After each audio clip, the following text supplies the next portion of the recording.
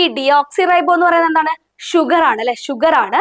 അപ്പൊ adenine തൈമിനായിട്ടാണ് pair ചെയ്യുള്ളൂ. Cytosine ഗ്വാനിനായിട്ട് മാത്രമാണ് പെയർ ചെയ്യുള്ളൂ.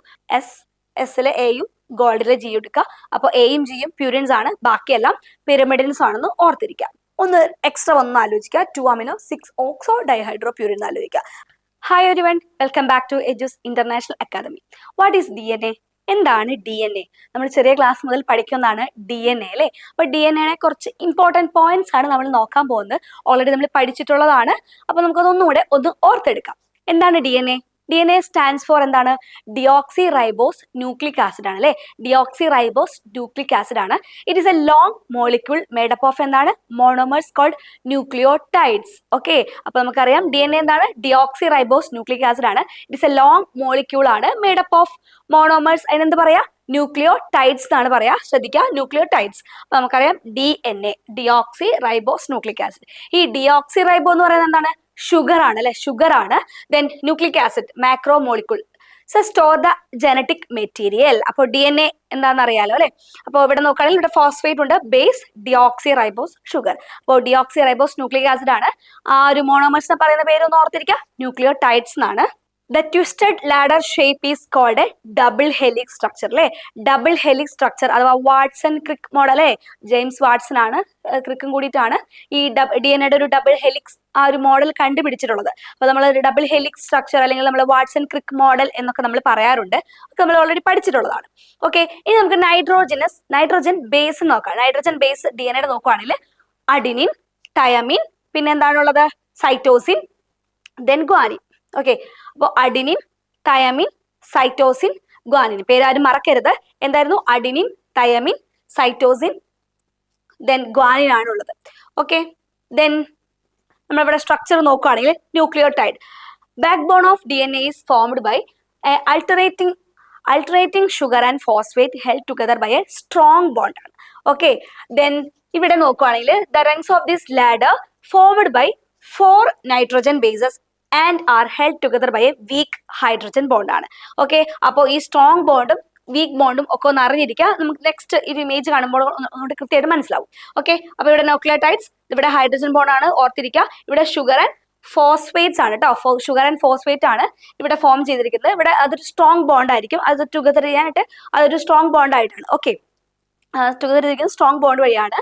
Then what does DNA looks like? അപ്പൊ നോക്കൂ, അഡിനിനും തയമിനും സൈറ്റോസിനും ഗ്വാനിനും നമ്മൾ ഓൾറെഡി നേരത്തെ നൈട്രോജൻ ബേസ് ആയിട്ട് കണ്ടു അല്ലേ. അപ്പൊ അഡിനിൻ തയമിനായിട്ടാണ് പെയർ ചെയ്യുള്ളൂ. സൈറ്റോസിൻ ഗ്വാനിനായിട്ട് മാത്രമാണ് പെയർ ചെയ്യുള്ളൂ. Okay, the bases of DNA pair with each other in a predictable way ആണ്. A always pair with T ആയിരിക്കും. A എപ്പോഴും T ആയിട്ടായിരിക്കും പെയർ ഉണ്ടാവുക. Then C always pair with G ആയിരിക്കും. അപ്പോൾ ഈ ATയും CGയും മാറില്ല. ഓക്കെ, ATയും CGയും മാറില്ല. അപ്പൊ RNA വരുമ്പോൾ ഈ തൈമിന്റെ സ്ഥാനത്ത് യുറാസിലായിരിക്കും. അപ്പൊ അതിൽ മാറ്റം വരും. പക്ഷേ DNA AT ആയിട്ട് മാത്രമേ പെയർ ചെയ്യുള്ളൂ, CG ആയിട്ട് മാത്രമേ പെയർ ചെയ്യുള്ളൂ. അതിലൊരു മാറ്റവും ഇല്ല, അത് എപ്പോഴും അങ്ങനെ തന്നെ ആയിരിക്കും. ദെൻ നൈട്രോജനസ് ബേസ് നമുക്ക് ഓർത്തിരിക്കാൻ വേണ്ടിയിട്ട് all tall girls use a cosmetics ആലോചിക്കാം. അപ്പൊ A ഫോർ അഡിനിൻ ആണ്, T ഫോർ തയമിൻ ആണ്, G ഫോർ ഗ്വാനിൻ ആണ്, ദെൻ യുറാസിലാണ്, C സൈറ്റോസിൻ. അപ്പൊ യുറാസിലുള്ളത് RNA-ലാണ് കേട്ടോ, DNA-ലല്ല. ദെൻ നെക്സ്റ്റ് നോക്കാം, പ്യൂരിൻസ് ആൻഡ് പിരമിഡിൻസ് നോക്കാം. പ്യൂർ എസ് ഗോൾഡ് എന്നാലോചിക്കുക. പ്യൂരിൻസ് വരുന്നത് എയും അഡിനിനും ഗ്വാനിനാണ്, അഡിനിനും ഗ്വാനിനാണ്. ദെൻ പിരമിഡിൻസ് വരുന്നതാണ് ബാക്കി rest of cytosine, thiamine, uracil. Okay, അപ്പോൾ അത് അങ്ങോട്ടും ഇങ്ങോട്ടും ഒരു മാറ്റവും ഇല്ല. നേരത്തെ നമ്മൾ പറഞ്ഞ പോലെ adenine, thiamine, guanine, uracil, cytosine. അപ്പൊ അഡിനിൻ തയമിനായിട്ട് മാത്രമേ പെയർ ചെയ്യത്തുള്ളൂ. ദെൻ സൈറ്റോസിൻ ഗ്വാനിനായിട്ട് മാത്രമേ പെയർ ചെയ്യത്തുള്ളൂ. അപ്പോൾ ഇതിൽ പ്യൂരിൻസും പിരമിഡിൻസും ഓർത്തിരിക്കാനായിട്ട് ഇത് ആലോചിക്കുക. പ്യുവർ എസ് ഗോൾഡ്, അഡിനിനും ഗ്വാനിനാണ് എന്താ? പ്യൂരിൻസ്. ദെൻ ബാക്കി CTU ഒക്കെ വരുന്നത് പിരമിഡിൻസ് ആണ്. ഓക്കെ, പ്യുവർ എസ് ഗോൾഡ് നൽകുക. എസിലെ എയും ഗോൾഡിലെ G എടുക്കുക. അപ്പോൾ എയും ജിയും പ്യൂരിൻസ് ആണ്, ബാക്കിയെല്ലാം പിരമിഡിൻസ് ആണെന്ന് ഓർത്തിരിക്കുക. ഓക്കെ, ഇനി ഈ നൈട്രോജനസ് ബേസിന്റെ ഡീറ്റെയിൽ ആയിട്ട് അല്ലെങ്കിൽ ഒരു കെമിക്കൽ നെയിം നമുക്ക് നോക്കാം. നമുക്കിപ്പോൾ അഡിനറിയാം, ഗ്വാനിൻ, സൈറ്റോസിൻ, തൈമിൻ എന്നൊക്കെ നമുക്കറിയാം. ഇനി എക്സാമിന് ഒരുപാട് തവണ റിപ്പീറ്റ് ചെയ്ത് ചോദിക്കാറുണ്ട്. ഇപ്പോൾ ഈ കെമിക്കൽ നെയിം തന്നിട്ട് ഇത് ഏതാണ്, ഇത് ഏത് നൈട്രോജനസ് ബേസ് ആണ്, അല്ലെങ്കിൽ ഇത് ഏത് പ്യൂരിൻ ആണ്, അല്ലെങ്കിൽ ഏത് പിരമിഡിനാണെന്ന് ചോദിക്കുകയാണെങ്കിൽ നമുക്ക് അറിയണം അല്ലേ. അപ്പൊ നമുക്ക് നോക്കാം. അഡിനിൻ. അഡിനിൻ നമുക്കറിയാം, അഡിനിൻ ഗ്വാനിനും പ്യൂരിൻ ആണ്. അതിന്റെ കെമിക്കൽ നെയിം വരുന്നത്, അഡിനിന്റെ വരുന്നത് 6-അമിനോ പ്യൂരിൻ എന്നാണ്. ഗ്വാനിന്റെ വരുന്നത് 2-അമിനോ 6-ഓക്സോ ഡൈഹൈഡ്രോ പ്യൂരിൻ ആണ്. അപ്പൊ അഡിനിൻ എന്താണ്? 6-അമിനോ പ്യൂരിൻ ആണ്. ഗ്വാനിൻ 2-അമിനോ 6-ഓക്സോ ഡൈഹൈഡ്രോ പ്യൂരിൻ ആണ്. ദെൻ സൈറ്റോസിൻ നോക്കൂ. സൈറ്റോസിന്റെ വരുന്നത് അത് സൈറ്റോസിനും തയമിനും യുറാസിലും ഒക്കെ പിരമിഡിനാണ് നമുക്കറിയാം. സൈറ്റോസിന്റെ കെമിക്കൽ നെയിം അല്ലെങ്കിൽ ഡീറ്റെയിൽ ആയിട്ടുള്ള നെയിം വരുന്നത് 2-ഓക്സോ 4-അമിനോ ഡൈഹൈഡ്രോ പിരമിഡിൻ എന്നാണ്. ദെൻ തയമിന്റെ വരുന്നത് 2,4-ഡയോക്സോ 5-മീഥിൽ ടെട്രാഹൈഡ്രോ പിരമിഡിൻ എന്നാണ്. ദെൻ യുറാസിലിന്റെ വരുന്നത് 2,4-ഡയോക്സോ ടെട്രാഹൈഡ്രോ പിരമിഡ് എന്നാണ്.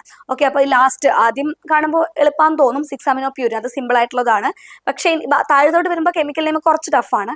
പക്ഷെ ഒന്ന് പഠിച്ചു വെച്ചാൽ കണക്ട് ചെയ്ത് നമുക്ക് ആലോചിച്ച് വെക്കാം. ഇപ്പോൾ ഫസ്റ്റ് നമ്മൾ സൈറ്റോസിന്റെ 2-ഓക്സോ അമിനോ ഡൈഹൈഡ്രോ പിരമിഡ് എന്ന് പഠിക്കുകയാണ്. അപ്പോൾ ഇനി തൈമിൽ വരുമ്പോൾ അവിടെ 2 എന്നുള്ളത് 2,4 ആയി. ഓക്കെ, അതിൻ്റെ കൂടെ 5-മീഥൈൽ കൂടെ വന്നു എന്ന് ആലോചിക്കുക. ദെൻ ടെട്രാഹൈഡ്രോ പിരമിഡിൻ, ഇതും സിമ്പിൾ ആയിട്ട് നമുക്ക് ആലോചിക്കാം. യുറാസിലില് ഈ സെയിം തന്നെയാണ്, 2,4-ഡയോക്സോ. ഈ 5-മീഥൈൽ ഇല്ല, പകരം ടെട്രാ ഡൈഹൈഡ്രോ പിരമിഡിൻ. അപ്പൊ അങ്ങനെ ഒന്ന് കണക്ട് ചെയ്ത് ആലോചിക്കാം. ഇപ്പോൾ അഡിനിൻ ആണെങ്കിലും 6-അമിനോ പ്യൂരിൻ ആണ് അല്ലെ. ഗ്വാനിലോട്ട് വരുമ്പോൾ ഒന്ന് എക്സ്ട്രാ ഒന്ന് ആലോചിക്കുക, 2-അമിനോ 6-ഓക്സോ ഡൈഹൈഡ്രോ പ്യൂരിൻ എന്ന് ആലോചിക്കുക. അപ്പൊ സൈറ്റോസിൻ മാത്രം ഒന്ന് തറവായിട്ട് പഠിക്കുക. അതിനെ കണക്ട് ചെയ്ത് തയമിനും യുറാസിലും നിങ്ങൾ കണക്ട് ചെയ്ത് പഠിക്കുക. ഫസ്റ്റ് 2-ഓക്സോ 4-അമിനോ ഡൈഹൈഡ്രോ പിരമിഡ് എന്ന് പഠിച്ചു. തൈമിന്റെ വരുമ്പോൾ അത് 2,4-ഡയോക്സോ 5-മീഥൈൽ എക്സ്ട്രാ വന്നു.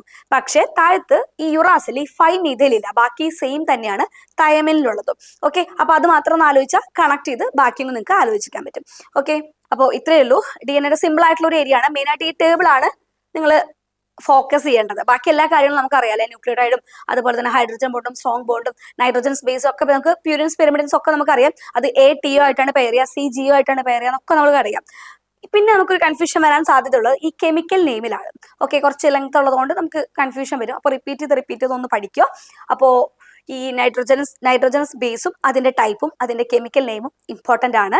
അപ്പോൾ ഈ ക്ലാസ് നിങ്ങൾക്ക് യൂസ്ഫുൾ ആയി ഞാൻ വിശ്വസിക്കുന്നു. ഇതുപോലുള്ള കുഞ്ഞു ടോപ്പിക്സ് ആയിട്ട് നമ്മൾ ഇനിയും കണ്ടുമുട്ടും. അപ്പോൾ അടുത്ത ക്ലാസ്സിൽ കാണാം. താങ്ക്